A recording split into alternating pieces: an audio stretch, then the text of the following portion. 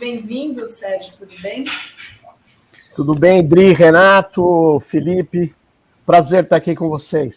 Prazer o Sérgio é professor, também usa o Twitter, mas é um cara legal, muito inteligente, pesquisador sério, nem como o Felipe Pena também. Não são todos os gatos, não são pardos, entendeu? E é simpático. É simpático, é da turma da simpatia. Simpatia é quase amor, Sérgio Amadeu. Quase amor, mas é que a gente está percebendo vamos dizer assim, um avanço muito grande da articulação da extrema-direita no Brasil, né? Eu tenho dito, desde o ano passado, aliás, quando o Lula foi eleito, né, que a extrema-direita não ia desaparecer e que aquele momento onde se derrotou as forças mais brutais, aí o Bolsonaro em si, não ia fazer com que as classes dominantes e os seus aparatos ideológicos, né, aparatos de informação, fossem desaparecer. Eles deram uma colher de chá ali para derrotar uma coisa que impedia, inclusive, os negócios do Brasil, né? O Brasil estava numa situação muito ruim internacionalmente e etc. Aí o que acontece é que isso vai passando, né? Vai passando e você vê hoje uma articulação, né, desses grupos que, vamos dizer assim, querem conter o governo Lula numa estratégia neoliberal, né, de impedir avanços sociais, impedir reformas importantes. E nesse contexto, que é um contexto econômico que importa muito para a vida das pessoas, né, existe a batalha da informação, né? Então, o Estadão já voltou a ser o Estadão da Lava Jato, que divulgava releases, né, da Polícia Federal sem checar, falava que saía às 6 horas da manhã junto com a Rede Globo para falar, nós não temos informações privilegiadas, a gente estava de plantão. Quer dizer, toda aquela... Vocês lembram da armação que foi feita? Quer dizer, e essas armações a gente esquece, né? A armação a gente esquece. E eles estão articulados hoje para atacar, para poder conter políticas que são corretas, para conter, na verdade, indicações, para manter o governo aprisionado a uma lógica que não interessa à sociedade democrática. É isso que está acontecendo, né? Sim. E essa crise, né, dessa semana com a aprovação da PEC, chamada PEC do STF, que é uma espécie, né, foi colocada em pauta para agradar os bolsonaristas, até estão dizendo que era por conta da eleição da presidência do Senado, que o Pacheco e o Alcolumbre queriam ali agradar os bolsonaristas, colocaram em votação essa PEC que foi aprovada, ainda vai para a Câmara, e que criou aí uma crise com o Supremo Tribunal Federal, por ser aí, apesar do tema ser importante ser discutido, né, que é essa questão das decisões individuais, essa questão, tem vários temas, pedido de vistas, né, muitas vezes são colocados ali, ficam meses, e aí senta ou vai o outro no julgar e põe vista de novo, até o relator de pede vista, e agora gerou uma crise, o Gilmar Mendes ontem atacou, e principalmente com o voto do Jacques Wagner, que votou a favor da PEC, diz, né? O que vocês acham desse embate aí? Isso, primeiro assim, vai passar na Câmara, vocês acham? Qual que é a avaliação aí? Quem começa?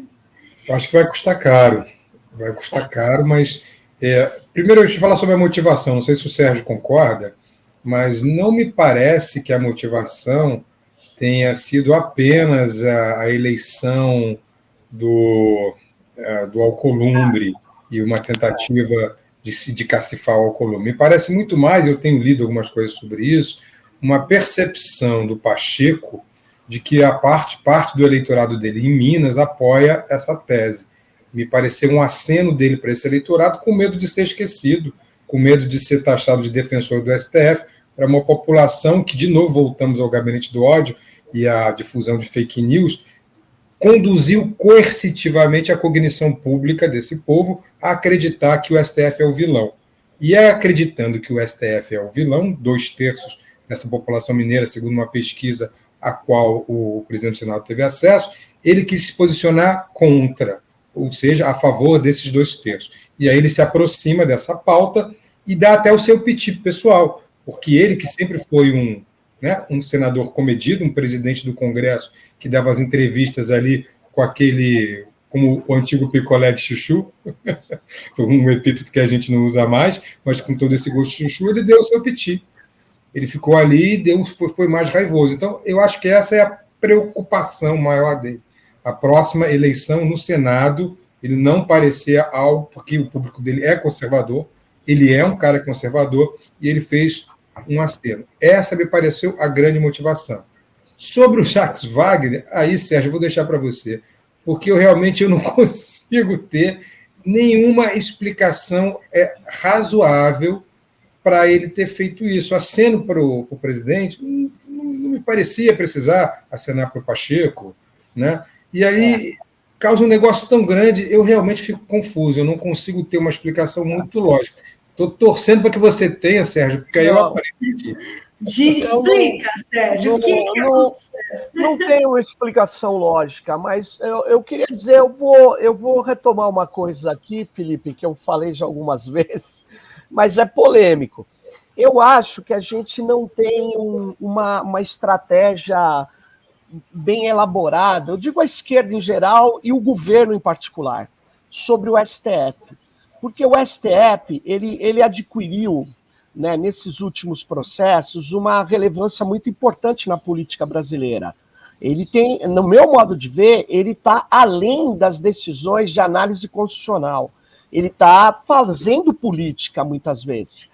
E a situação os caras querem limitar, obviamente, eu concordo com o que você falou, Felipe, eu acho que tem muito a ver com essa questão da disputa que vai ter no Senado. E o Jacques Wagner, mesmo observando a disputa que tem no Senado, eu não entendo por que ele apoiou. Eu acho que pode ser para dizer que ele é um cara amplo, mas todo mundo sabe que ele é um cara amplo até demais, então não precisa fazer esses gestos. Mas pode ter coisas que eu não tenho uma explicação efetivamente, porque tem muito jogo de bastidor, jogo de interesse, tem muitas vezes que se apoia um projeto em troca de um outro. É assim que funciona o parlamento também. Então, e ele fala, né, o Jacques Wagner, que o governo não tinha fechado questão. Né? É complicado, porque o governo não fechou questão mesmo. Agora, vai passar na Câmara? A Câmara é complicado em relação ao STF também, mas eu acho que o governo vai ser chamado a atuar aí. Ou seja, vai ter uma aliança entre essa prática do STF e o governo Lula. Eles vão fechar a questão ou vão deixar em aberto? Porque se deixar em aberto, perde. Eu não tenho dúvida. Lá no Congresso, na Câmara, perde. Porque existe, vocês sabem, né? Uma maioria bolsonarista, gente. Uma maioria que eu digo, estou exagerando, melhor. O bolsonarismo tem uma grande quantidade de deputados do seu núcleo duro e mais aqueles que estão interessados ali no centrão, dá uma maioria. Se não fechar a questão, não trazer o centrão. Agora, o governo vai fazer isso a troco do quê? Que aliança ele tem? Né? Essa que é a questão. Ô, Sérgio, sim. Felipe, Dri, eu tenho uma desconfiança. Eu não acho que o Jacques votou sem falar com Lula. Entendo. Eu não acho que o Jacques não tenha conversado, debatido muito essa decisão dele com Lula, conhecendo um pouco os dois. Então, também acho que se o Lula fosse a favor, tivesse convencido de que é ruim para o Brasil que se quebre essa autoridade monocrática de um juiz do Supremo modificar decisões do Congresso, monocrática, ou do presidente da República, ele teria convencido o Jacques a votar com o governo. Estou aqui, né? Eu conversei ontem isso com o Mauro, de manhã, lá no Congresso. A gente se encontrou, fui pegar meu crachá lá para cobrir o Congresso e falei isso para o Fernando. E eu acho que o pessoal do Supremo sacou isso. Percebeu, porque o Lula não foi ministro da Dilma na Casa Civil e não impediu o golpe contra a Dilma por uma decisão monocrática do Gilmar Mendes. Exatamente. Então, vamos lá atrás, né? Então, ele sabe que esse superpoder de um juiz do Supremo é exagerado. Se é. Então, acho que a convicção... Então, esse movimento, ele preferiu ficar com a turma do Senado, né, com o Rodrigo Pacheco e tal, do que com a turma dele do Supremo. No caso, a atual turma dele é Gilmar Mendes e Alexandre de Moraes, ministros que ele não nomeou. Sim. Eu tenderia a dizer para vocês que foi isso. E o Jacques não votou sozinho, mudou mais 3 votos. Pois é. Que era necessário para aprovar. Para aprovar. Tem aí uma reação muito dura do Gilmar Mendes, que eu acho que sentiu. Pô, o Jacques é o líder do governo, né? Tem 2 coisas que a gente pode pensar sobre isso também, só rapidamente, Rovai. Primeiro, na esteira do que você falou, interessa a quem está no governo, ou interessa à democracia mesmo ter decisões monocráticas, e você muito bem lembrou o caso do Lula, que não assumiu a Casa Civil, e aí voltamos ao Messias, né? Lembra que saiu a gravação, era o Messias que ia levar para ele, que a Dilma até falou, o Messias, né? Esse é um ponto. Então, eu tendo a achar algum sentido até nessa argumentação, embora tenha, enfim, várias pessoas dizendo que não houve essa comunicação, né? O Lindbergh disse, a presidente do PT disse que não houve, mas, enfim, pode ter ocorrido e está nas entrelinhas. Mas tem um segundo ponto que isso me incomoda, Rovai, de ser aprovado, que é o que pode vir depois, né? Porque você dá muita força a uma tropa bolsonarista que pode ficar maior na eleição de 26, porque 2/3 do Senado, né, vai ser renovado. Então, imagina essa tropa maior e essa tropa implementando outras mudanças, como, por exemplo, a possibilidade não só de mandato, mas de extensão do STF. Aquela velha estratégia húngara, né, que passou de 11 para 21 ministros, que foi um velho sonho do Bolsonaro quando estava no poder. E se volta à extrema-direita, se a gente perde a eleição, volta uma extrema-direita no poder e sai e consegue passar uma PEC que muda de 11 para 21 ministros. Então, isso cria um precedente, a votação de ontem. Para mim, isso é o mais preocupante, é que a estratégia húngara, que é uma estratégia fascista, claro, de controle do judiciário, e hoje as democracias morrem também, e principalmente pelo controle do judiciário, né? E que isso aconteça, que na esteira do que foi aprovado ontem, haja o risco de um eventual governo de extrema-direita, novamente, a gente ter uma PEC desse tipo aprovada. É o paradigma húngaro que me preocupa. Mas tem aqui gente dizendo, o Lindbergh falou hoje de manhã que o Wagner não conversou com o Lula. Olha, gente, eu cubro política, Congresso, câmaras, prefeitura, governos. Esses sinais trocados é a coisa mais comum. Um fala uma coisa, outro fala outra, né? Porque pegou mal no Supremo, o Lindbergh vai lá, então deixa comigo que eu vou dizer que eu vou criticar o Wagner, vou bater no Wagner. Agora, o Odri, Rovai, é o seguinte, né? Deixa eu só colocar uma questão. Já há algum tempo, eu falei isso aqui no começo da minha intervenção, já há algum tempo o STF, no meu modo de ver, ele tem atuado para além das atribuições. E eu concordo com essa coisa, né? O Bolsonaro sempre tentou, né, pegar o STF para ser também um arranjo da sua política fascista. Mas o problema é o seguinte, nós estamos apostando muito, eu digo a esquerda em geral, uma parte dela, nas decisões do judiciário. A gente tinha que apostar em fazer luta política na sociedade. Eu sei que uma coisa não é contraditória com a outra, mas a parte que a gente está deixando é o seguinte, se a gente perder uma série de senadores na próxima eleição para a extrema-direita, independente de conter ou não essa coisa da decisão monocrática, o que vai acontecer é que o Senado vai ter condição de mexer na Constituição, inclusive no STF. O que nós precisamos nos preparar, no meu modo de ver, é para uma luta política e ideológica que eu acho que a gente não está se preparando.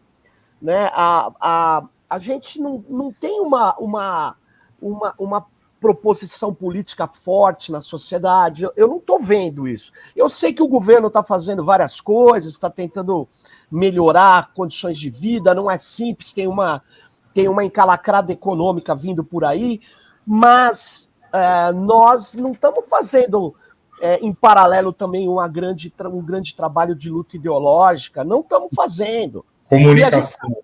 Comunicação, não estamos fazendo.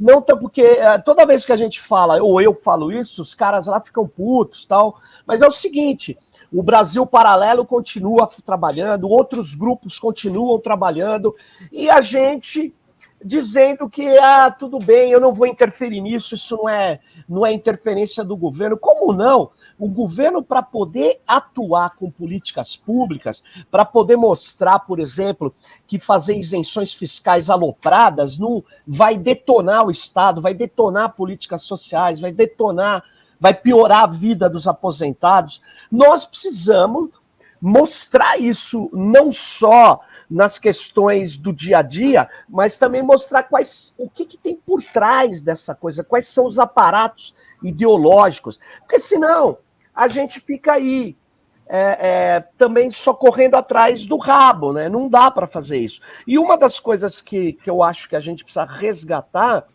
é a questão que o país é um país de alta concentração de renda e que esse Congresso Nacional ele está aí para bloquear políticas de reformas profundas na sociedade. A gente precisa, mas isso não é feito no dia a dia, muitas vezes. Isso tem que ser feito cotidianamente. O que eu quero dizer é o seguinte, não numa outra política que o deputado vai ficar fazendo discurso ideológico. Nós precisamos fazer formação, discurso ideológico, luta política na sociedade, na comunicação, fora, muitas vezes, do ambiente do corredor do Congresso, que o Rovai mesmo disse, tem esse jogo. Ele fala um negócio, o outro deputado fala outro, porque tem um jogo lá, você tem que trabalhar os seus pares, né? Então, o Lenin até chamava isso de cretinismo parlamentar, mas o fato é que o que você tem que fazer é negociar o Congresso, ainda mais nesse Congresso Nacional. Agora, e o partido, os partidos, e os movimentos, e o governo, pode ou não ter uma linha de comunicação voltada a colocar elementos cruciais para a mudança social que ele tem no seu coração, né? Agora, na eleição Serginho, do Lula. Eu fico... Assim, a gente fala muito da comunicação, né? Comunicação do governo, a comunicação... E, assim, a organização, a mobilização, né, que não passam só pela comunicação, Sim. Estão no seu pior momento histórico. Eu falava outro dia isso num debate no ramo químico, eles me convidaram para falar, olha, nós perdemos na rua. Quando eles falaram, vamos contar a garrafa, que é muito usado do movimento sindical, nos partidos de esquerda, né, quando você vai bater chapa, vai lá, vamos contar a garrafa. Quando eles trucaram a gente, não deu para gritar 6, Serginho. Nós perdemos nas ruas. Eles puseram muito mais gente.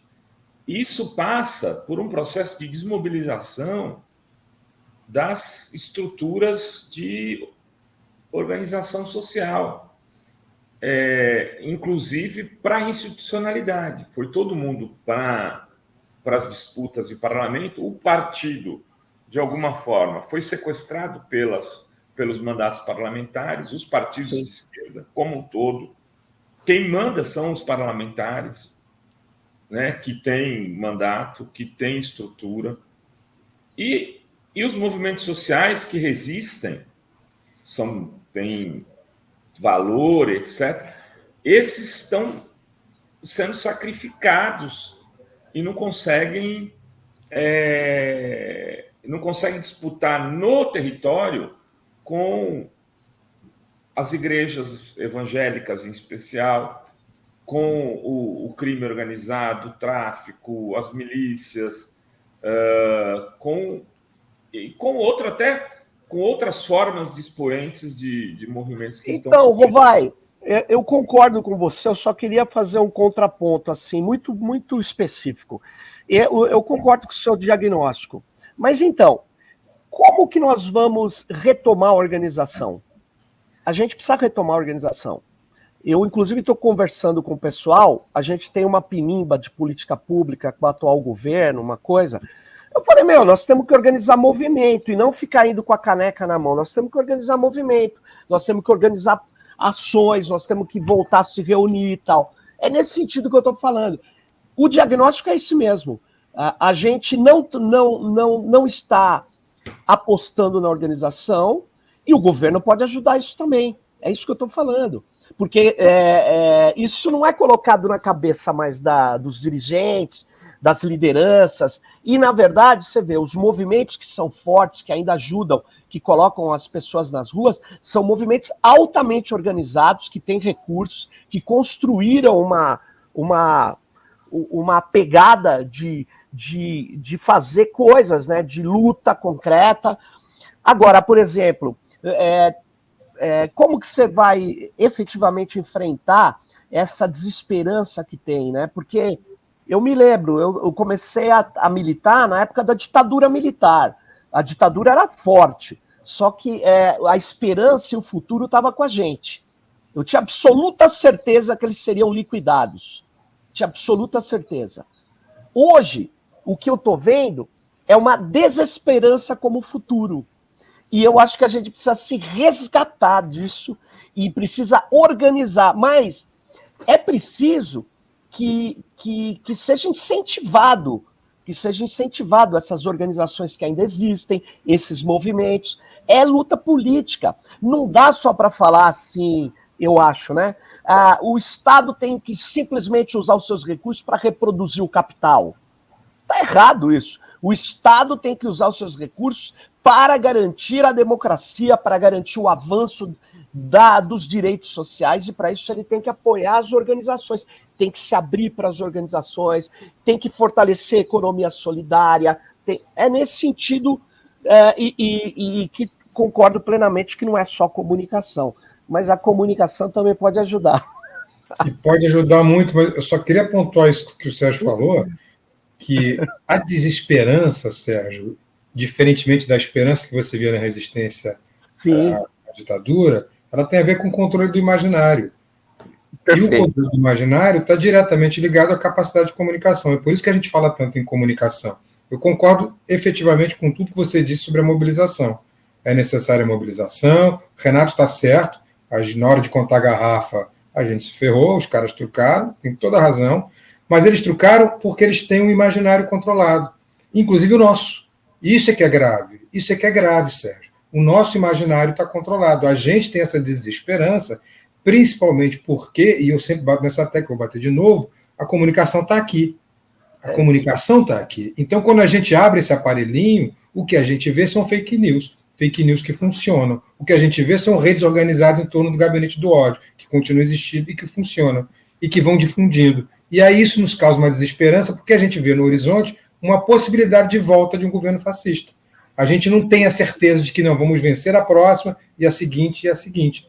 Esse é o motivo, é por isso que eu insisto nessa tecla. Claro que não é só a comunicação, mas se não passar por ela, meu querido, se não passar por ela, a gente vai perder, mesmo que a gente coloque 1 milhão de pessoas na rua. Ô, Felipe, independente disso, eu estou apostando também na organização social e tal. Uma coisa que está me chamando muito a atenção é que eu tenho, nos últimos dias, participado de várias atividades com grupos de jovens, cara, na minha área de tecnologia. Eu fui até numa reunião dentro do Discord. Discord é uma rede aí que os gamers usam muito. Então, eu cheguei lá e falei, vai ter 4 pessoas. Tinha mais de 100. Mais de 100 caras desenvolvedores falando que tinha que atuar. Aí eu fui num tempo atrás aí no Quebra-Dev. Cheguei lá no sindicato, um sindicato que não era muito avançado, mas eles conseguiram o auditório lotado de desenvolvedor da periferia de São Paulo, os caras tudo de esquerda, bombando. Aí eu fui lá em Uberlândia, um monte de cara. Cara, é o negócio seguinte, tá tendo uma rearticulação das energias, mas a gente precisa dessa força na comunicação para dar liga, porque a molecada tá querendo participar, e eu acho isso muito legal, porque não é mandato, como o Rovai falou, não é uma coisa só de, vamos nos organizar para eleição, não, vamos organizar para lutar, para defender direitos, para organizar soluções, né? Isso é muito importante. Mas a comunicação não pode ser sequestrada também, usando esse termo, né? Só pela extrema-direita, não dá. E essa galera toda que você encontrou, ela tem que ser apresentada à SECOM. Tem que levar essa galera para eles. Pois é. Acrescentar aqui uma pessoa Vamos chamar que está aqui já nos bastidores. Ricardo Berzoini. Bem-vindo, Berzoini, tudo bem? Também tudo bem? Tudo bem, Berzoini que chega cheio de novidades, Serginho. É mesmo? Ele vem da China. Muito legal, cara. Cheguei segunda-feira. E como é que foi lá, Ricardo? Uma agenda muito corrida, com inúmeras reuniões variadas, com bancos, com universidades, com a Dilma, com parceiros potenciais em temas de interesse aqui nosso do Brasil, muita coisa vinculada à tecnologia e muita coisa vinculada ao processo de planejamento econômico chinês, que é um sucesso extraordinário. Para vocês terem uma ideia, a primeira vez que eu fui à China, em 2007, eles não tinham nenhuma linha de trem-bala funcionando. Hoje eles têm 14, cobrindo todo o território da China. 14 linhas. São muitos milhares de quilômetros que a população chinesa pode pegar o seu trem de Beijing a Xangai em 3 horas. Um trem super confortável, moderno, com internet a bordo, com tudo que pode se qualificar como um avanço na qualidade de vida dos chineses. E uma situação também de uma classe média de 400 milhões de pessoas. Há quem diga que são 600 milhões. São 400 milhões comprovadamente.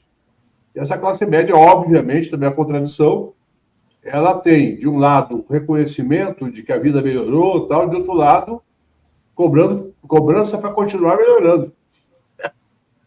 Como a nossa nova classe média aqui, que eu nunca gostei desse termo, mas o que aconteceu conosco aqui. E aí o governo tem uma preocupação muito grande com isso. Agora, uma coisa mais interessante, que aí tem a ver com o que vocês estavam falando aqui antes, que é o modelo de organização do Partido Comunista Chinês. São 90 milhões de filiados. Ninguém é filiado diletante. Não tem aquela... Eu vou me filiar porque eu quero só ver como é que é. Todo mundo, para ser aceito, tem que ter uma função. Tem que ter um plano de trabalho. Tem que ter um projeto.